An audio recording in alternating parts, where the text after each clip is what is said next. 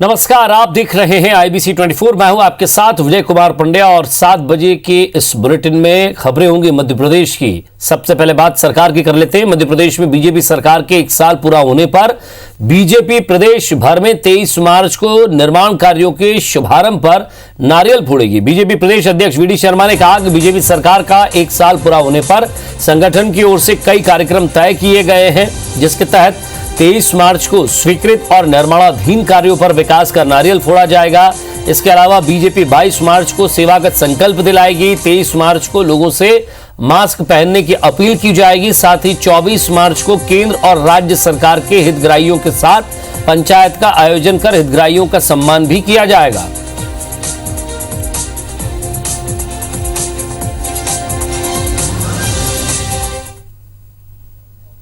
सरकार विकास का नारियल फोड़ने का काम माननीय मुख्यमंत्री जी भी करेंगे और हम सब लोग भी मिलकर के करेंगे। तो इस प्रकार से एक बड़ा अभियान ढोल ढमाके के साथ विकास के नारियल फोड़ने का अभियान भारतीय जनता पार्टी की सरकार पूरे प्रदेश के अंदर करेगी। और ज्यादा बातचीत के लिए हमारे संवाददाता सुधीर दंडोतिया हमारे साथ जुड़ गए। सुधीर, जिस तरह से ये नारियल वाली बात है, आपने भी जब पूछा था मुख्यमंत्री शिवराज सिंह चौहान से चुनाव का समय याद हो, तब उनसे कहा गया था कि जेब में नारियल रखते हैं और जहां इच्छा होती है वहां घोषणा कर देते हैं, नारियल फोड़ देते हैं। लेकिन अब उसी बात को सच करने का समय आ गया बीजेपी के लिए। 1 साल पूरा हो चुका है। प्रदेश अध्यक्ष कह रहे हैं कि जो काम हमने किए हैं या जो काम पूर्ण हो चुके हैं या जो काम की और शुरुआत होगी वहां नारियल फोड़ेंगे। देखिए विजय, बिल्कुल बात करें तो उपचुनाव के समय कांग्रेस का यह आरोप था कि बड़ी घोषणाएं जो है मुख्यमंत्री शिवराज सिंह चौहान के द्वारा की जा रही हैं, लिहाजा उस समय ये बात सामने निकल कर आती थी। जो कांग्रेस के सीनियर नेता थे, खासकर पूर्व मुख्यमंत्री कमलनाथ और दिग्विजय सिंह की अगर बात करें तो वो ये कहा करते थे कि मुख्यमंत्री शिवराज सिंह चौहान अपनी जेब में नारियल लेकर चलते हैं और घोषणाएं के साथ नारियल फोड़ते हैं। उसी नारियल को अब 1 साल जब शिवराज सरकार के पूरे हुए तो बीजेपी ने एक बड़ा मुद्दा बनाया और इसको कार्यक्रम बीजेपी पूरे प्रदेश भर में जो आयोजित करने जा रही है, उसमें सबसे बड़ा आयोजन इसी बात को लेकर होगा कि जो घोषणाएं पिछले 1 साल के दौरान मुख्यमंत्री शिवराज सिंह चौहान के द्वारा की गई थी, जहां पर काम शुरू हो चुके हैं या जहां पर काम शुरू होना है, वहां पर बीजेपी के जनप्रतिनिधि, चाहे वो सरपंच हो या फिर विधायक हो या सांसद हो, वो अपने अपने क्षेत्र में विकास का नारियल फोड़ेंगे और बताएंगे कि पिछले 1 साल के दौरान प्रदेश की बीजेपी की सरकार ने कौन से काम शुरू करवाए और किन कामों को पूरा किया है। इसके अलावा एक लंबी श्रृंखला बीजेपी ने 1 साल पूरा होने पर, सरकार के पूरा होने पर एक लंबी श्रृंखला कार्यक्रमों की रखी है। खासकर बात करें तो पूरे प्रदेश भर में पिछले 1 साल की उपलब्धियों को बताया जाएगा, जिसमें कोरोना काल को लेकर बीजेपी संगठन और सरकार के द्वारा जो काम किए गए थे उन कामों का जिक्र किया जाएगा। 22 तारीख को मंडल स्तर तक, विधानसभा स्तर तक प्रेस कॉन्फ्रेंस जो है बीजेपी के नेता लेंगे और बताएंगे कि पिछले 1 साल के दौरान किस तरीके से 70,000 करोड़ से ज्यादा की राशि किसानों के खाते में डालने का काम हुआ है, स्ट्रीट वेंडर के खाते में डालने का काम हुआ है। और इसके अलावा अगर बात की जाए तो 23 तारीख को जो अभियान, जिसकी बात मुख्यमंत्री शिवराज सिंह चौहान कर रहे थे कि जो अभियान है जिसमें 11 बजे सुबह और शाम को 7 बजे सायरन के साथ में लोगों को मास्क पहनने की अपील की जाएगी, उस अभियान को भी बीजेपी जोर शोर से चलाने वाली है। इसके अलावा अगर बात की जाए तो 24 तारीख को केंद्र और राज्य सरकार के जो हितग्राही हैं, जिनको पिछले 1 साल के दौरान लाभ लिया है, चाहे वो पंचायत स्तर पर हो या शहरी क्षेत्र में हो, उनको सम्मानित करने का काम बीजेपी के नेताओं के द्वारा किया जाएगा। ये भी बीजेपी के प्रदेश अध्यक्ष वीडी शर्मा ने स्पष्ट किया है। इसके अलावा अगर बात की जाए तो बड़े कार्यक्रमों की रूपरेखा बीजेपी ने तैयार की है, लिहाजा कहना होगा कि 1 साल का जश्न बीजेपी धूमधाम से मनाने जा रही है। और 23 तारीख को, जिस दिन आज से 1 साल पहले मुख्यमंत्री शिवराज सिंह चौहान ने शपथ ली थी, उस दिन न केवल पूरे प्रदेश भर में भव्य आयोजन किए जाएंगे, बल्कि उसके आगे पीछे भी बीजेपी ने एक बड़े आयोजनों की श्रृंखला जो है वो तैयार की है। विजय सुधीर, लेकिन इन श्रृंखलाओं के साथ साथ लग रहा है शुभारंभ होगा, विकास कार्य भी पूरे, क्योंकि सरकार के पास अब जिस तरह से समय भी है, काम भी पूरे करने हैं, कई वादे भी पूरे करने हैं, कर्मचारी भी सामने हैं, फिर थोड़े दिन बाद निगम चुनाव भी आएंगे।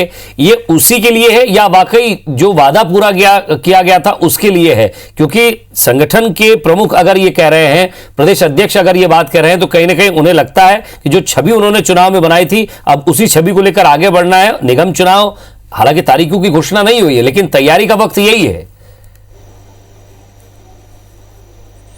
देखिए बिल्कुल निगम चुनाव और पंचायत चुनाव विजय अगर बात किया तो कम से कम पंचायत चुनाव निगम चुनाव से पहले हो सकते हैं और निश्चित तौर पर उसकी तैयारियों को लेकर बीजेपी को ये पूरे आयोजन देखकर भी उसी से जोड़कर देखे जा रहे हैं।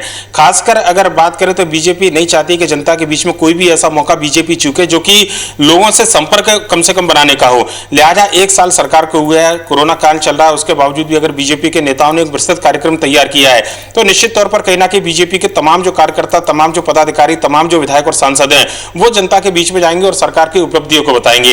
एक सबसे बड़ी बात यह रहेगी बीजेपी की कि पिछले 1 साल के दौरान जो विकास का नारियल फोड़ने का कार्यक्रम है, कम से कम जनता को यह जताने की कोशिश की जाएगी, चाहे वो ग्रामीण क्षेत्रों या शहरी क्षेत्रों जहां पर नगरीय निकाय चुनाव और त्रिस्तरीय पंचायत चुनाव को लेकर वोटरों के बीच में एक बार बीजेपी को जाना है कि 1 साल के दौरान जो बड़ी घोषणाएं की थी, कांग्रेस जिनको एक मुद्दा बना रही थी कि केवल घोषणाएं की गई है, नारियल फोड़े गए हैं, वहां पर कोई काम नहीं हुआ है। एक बार फिर से यह जनप्रतिनिधि जाकर वहां पर नारियल फोड़ेंगे तो जनता को यह जताने की कोशिश करेंगे कि काम की शुरुआत हुई है।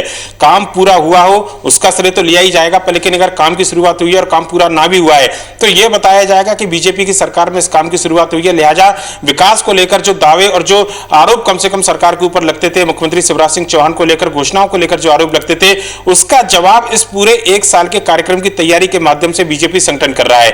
लिहाजा यह आयोजन जो है बीजेपी के लिए काफी ज्यादा महत्वपूर्ण है और ढोल धमाके के साथ में जो बीजेपी के प्रदेश अध्यक्ष बीडी शर्मा कह रहे थे कि जनता के बीच में जाकर अलग अलग आयोजन किए जाएंगे, चाहे कोरोना वैक्सीनेशन को लेकर सेंटर की बात हो, केंद्र सरकार की योजना या प्रदेश सरकार के अधिकारियों को लाभान्वित करने की बात हो, या पिछले 1 साल के दौरान जो बड़ी घोषणा की गई है और जिन काम की शुरुआत हुई है उन पर विकास का नारियल फोड़ने की बात हो।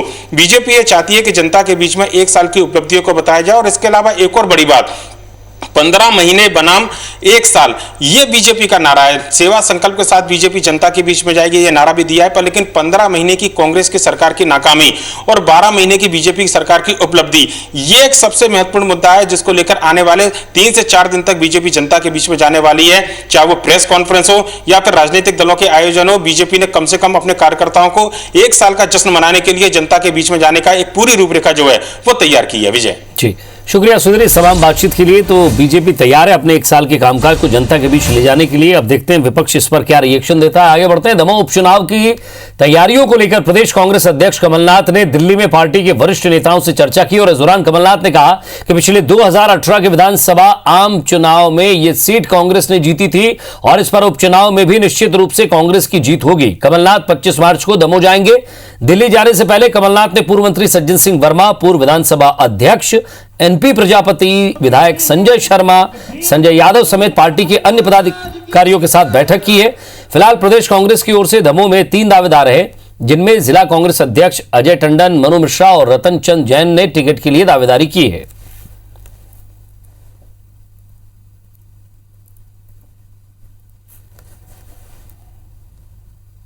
दमोह उपचुनाव के लिए कांग्रेस पार्टी एवं कांग्रेस पार्टी का हर कार्यकर्ता पूरी तरह से तैयार है।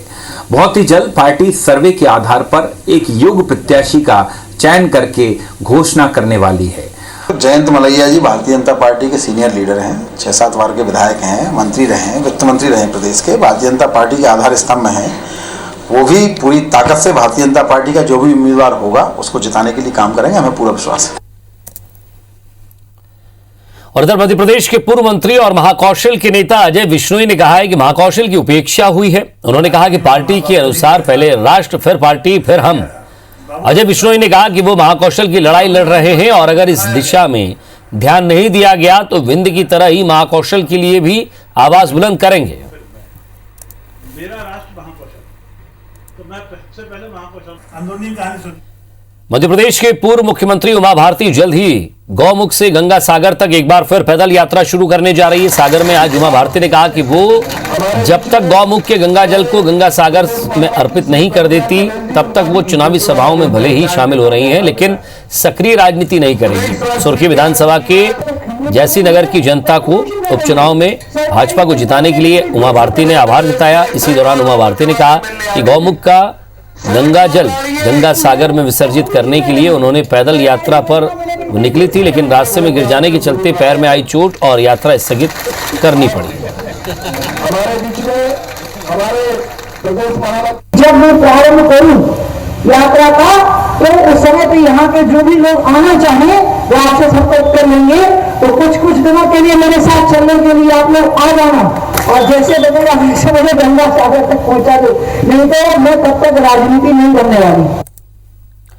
वंशवाद को लेकर भले ही पार्टियां एक दूसरे को कटघरे में खड़ा करती हों, लेकिन हकीकत यह है कि फिल्मी सितारों के बच्चों को जैसे विरासत में फिल्में मिलती हैं, उसी तरह राजनेताओं के बच्चों को राजनीति ही सुहाती है। एमपी के सियासी इतिहास के पन्ने अगर पलटें तो ये पता चलता है कि यहां अब तक हुए 19 में से 8 मुख्यमंत्रियों के 10 बच्चे न सिर्फ पिता का हाथ पकड़कर राजनीति में आए, बल्कि विधायक मंत्री भी बने। ये रिपोर्ट देखिए जरा।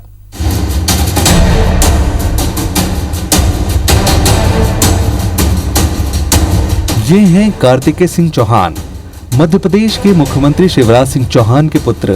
हाल में 28 सीटों पर हुए उपचुनाव में राजनीति का क्रैश कोर्स कर चुके कार्तिकेय अब सक्रिय राजनीति में उतरने को तैयार नजर आ रहे हैं। बुधनी में प्रेम सुंदर क्रिकेट लीग कराकर कार्तिकेय ने सभी का ध्यान अपनी ओर खींचा था। यहाँ मुख्यमंत्री शिवराज सिंह चौहान भी पहुँचे थे और ज्योतिरादित्य सिंधिया भी। क्रिकेट के पिच के जरिए शिवराज सिंह चौहान अपने पुत्र की राजनीतिक पारी शुरू करने का प्लान कर रहे हैं। वो चाहते हैं कि उनका बेटा भी उनकी तरह सियासत का बड़ा खिलाड़ी बने। राजनीति में एंट्री करने के सवाल पर कार्तिकेय ने राजनीतिक के मंझे हुए खिलाड़ी की तरह जवाब भी दिया। अब वो आप जिस दृष्टि से उसको देखना चाहे, टेस्ट या ओडीआई की तरह, उसमें मैं कुछ कहना नहीं चाहूँगा, लेकिन ऐसे कार्यक्रमों को आयोजित करके कोई पॉलिटिक्स में एंट्री नहीं लेते हैं। मैं जगह बनाने की कोशिश कर रहा हूँ तो युवाओं के दिल में बनाने की कोशिश कर रहा हूँ, उन लोगों के लिए कुछ करना चाह रहा हूँ। ये तो बात हुई कार्तिकेय की, लेकिन एमपी की सियासत में वंशवाद कोई नई बात नहीं है। भले ही पार्टियां एक दूसरे पर वंशवाद को लेकर आरोप लगाते रहे हैं, लेकिन हकीकत तो यही है कि एमपी के सियासत के हर पन्ने में वंशवाद छपा हुआ है। विद्याचरण और श्यामाचरण शुक्ल, एमपी के पहले सीएम रविशंकर शुक्ल के दोनों बेटे राजनीति में आए। श्यामाचरण शुक्ल 3 बार सीएम और विद्याचरण शुक्ल केंद्रीय मंत्री बने। हर्ष सिंह, एमपी के 6वें सीएम गोविंद नारायण सिंह के 2 बेटे हर्ष सिंह और ध्रुव नारायण राजनीति में आए। हर्ष सिंह शिवराज सरकार के तीसरे कार्यकाल में मंत्री और ध्रुव नारायण एक बार विधायक रहे। एमपी के 10वें सीएम कैलाश जोशी के बेटे दीपक जोशी शिवराज सरकार में मंत्री रहे। ओम प्रकाश सकलेचा, एमपी के 11वें सीएम वीरेंद्र कुमार सकलेचा के बेटे ओम प्रकाश सकलेचा 4 बार विधायक रहे। अब शिवराज सरकार में मंत्री हैं। अजय सिंह, 3 बार एमपी के सीएम बने अर्जुन सिंह के बेटे अजय सिंह 6 बार विधायक बने। दिग्विजय सरकार में मंत्री रहे और मध्य प्रदेश के नेता प्रतिपक्ष बने। अरुण वोरा, 2 बार एमपी के सीएम रहे मोतीलाल वोरा के बेटे अरुण वोरा विधायक रहे। जयवर्धन सिंह, 2 बार एमपी के सीएम रहे दिग्विजय सिंह के बेटे जयवर्धन सिंह को विरासत में सियासत मिली। कमलनाथ सरकार में मंत्री भी रहे। नकुलनाथ, पूर्व सीएम कमलनाथ के बेटे नकुलनाथ की भी सियासत में एंट्री हो चुकी है। पिता की सीट पर छिंदवाड़ा से अब नकुलनाथ सांसद हैं। कार्तिकेय चौहान, कार्तिकेय चौहान ने अब तक कोई चुनाव नहीं लड़ा है, पर वो बीजेपी में सक्रिय कार्यकर्ता के तौर पर काम कर पिता शिवराज की विधानसभा बुधनी में पूरा समय दे रहे हैं। फहरिस्त यहीं खत्म नहीं होती। एमपी की सियासत में ऐसे मुख्यमंत्री भी रहे हैं जिनके बेटे ना सही, लेकिन परिवार के लोग सियासत की चौखट चढ़ चुके हैं। पूर्व सीएम बाबूलाल गौर की बहू कृष्णा गौर अब अपने ससुर की सीट से विधायक हैं। हालांकि दोनों ही दलों को इसमें कोई बुराई नजर नहीं आती। भारतीय जनता पार्टी में तो पीढ़ी दर पीढ़ी आगे काम चलता ही है। ये कोई परिवार की पार्टी थोड़ी है कि परिवार में कोई मंदबुद्धि हो जाए तो भी लीडरशिप करेगा, कोई बीमार हो जाए तो भी लीडरशिप करेगा। भारतीय जनता पार्टी में तो सतत प्रशिक्षण और लोगों को अवसर देना। अब किसी नेता का पुत्र है तो इसलिए वो अयोग्य नहीं हो जाता, और किसी नेता का पुत्र है इसलिए वो योग्य भी नहीं हो जाता। भारतीय जनता पार्टी वंशवाद को कोसते हुए नहीं थकती। उसी आप जब शिवराज सिंह जी के बेटे स्वयं राजनीति में आएंगे तो क्या उनकी बात जो है वो उन्हीं के शब्द उन्हीं के मुंह में नहीं चले जाएंगे? वाकई में एमपी की सियासत में वंशवाद चरम पर है। बीजेपी हो या कांग्रेस, दोनों ही पार्टियों में ऐसे कई नाम और चेहरे हैं जो अपने परिवार के दम पर चमक रहे हैं। सुधीर दंडोतिया, IBC 24, भोपाल। मध्य प्रदेश में मुख्यमंत्री शिवराज सिंह चौहान 23 मार्च को आम जनता को कोरोना के खिलाफ लड़ाई में संकल्प दिलाएंगे। सीएम शिवराज ने ऐलान किया है कि 23 मार्च को सुबह 11 बजे प्रदेश के सभी शहरों और गांवों में सायरन की आवाज के साथ लोग 2 मिनट का मौन रखेंगे और मास्क पहनने का संकल्प लेते हुए कोरोना को खत्म करने के अभियान में सरकार के साथ भागीदार बनेंगे। सीएम ने कहा कि 23 मार्च को शाम 7 बजे फिर सायरन के साथ 2 मिनट का मौन रखकर कोरोना को खत्म करने का संकल्प लेंगे। सीएम शिवराज ने कहा कि 22 मार्च सोमवार को वो खुद कोरोना को लेकर जिलों की क्राइसिस मैनेजमेंट की बैठक लेंगे और उसके आधार पर फैसला लिया जाएगा। होली के त्योहार को लेकर भी उन्होंने कहा भीड़ इकट्ठा न करें, मेरी होली मेरा घर का नारा देते हुए लोगों से घर पर ही होली मनाने की अपील की है। होली के त्योहार को लेकर सरकार आगे फैसला लेगी।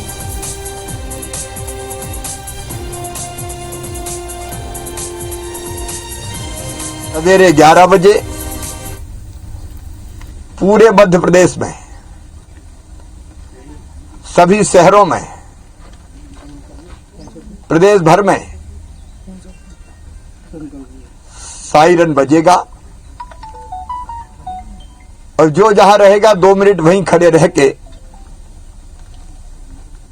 वो मास्क लगाने का संकल्प लेगा, सोशल डिस्टेंसिंग बनाने का संकल्प लेगा। मध्य प्रदेश में इस साल भी नए शैक्षणिक सत्र की शुरुआत 1 अप्रैल से नहीं हो सकेगी। नवीन शैक्षणिक सत्र 1 जुलाई के बाद भी शुरू हो सकेंगे। हालांकि स्कूल शिक्षा विभाग ने अभी इस संबंध में कोई निर्देश जारी नहीं किए हैं। मुख्यमंत्री शिवराज सिंह चौहान ने इस बारे में संकेत दिए हैं। कोरोना की समीक्षा बैठक के बाद 31 मार्च तक प्रदेश में सभी स्कूल कॉलेज बंद रखने का निर्णय लिया गया है। वहीं स्कूलों में नवीन शैक्षणिक सत्र की शुरुआत 1 अप्रैल से करने की तैयारी की जा रही थी। अब 31 मार्च तक स्कूल बंद रहेंगे तो 1 अप्रैल से नवीन शैक्षणिक सत्र की शुरुआत नहीं हो सकेगी। स्कूल खुल जाता है क्या, उस पर विचार सरकार कर रही है? ऐसी परिस्थिति में स्कूल नहीं खोले जा सकते। एक छोटा सा ब्रेक, जल्द लौट रहे हैं।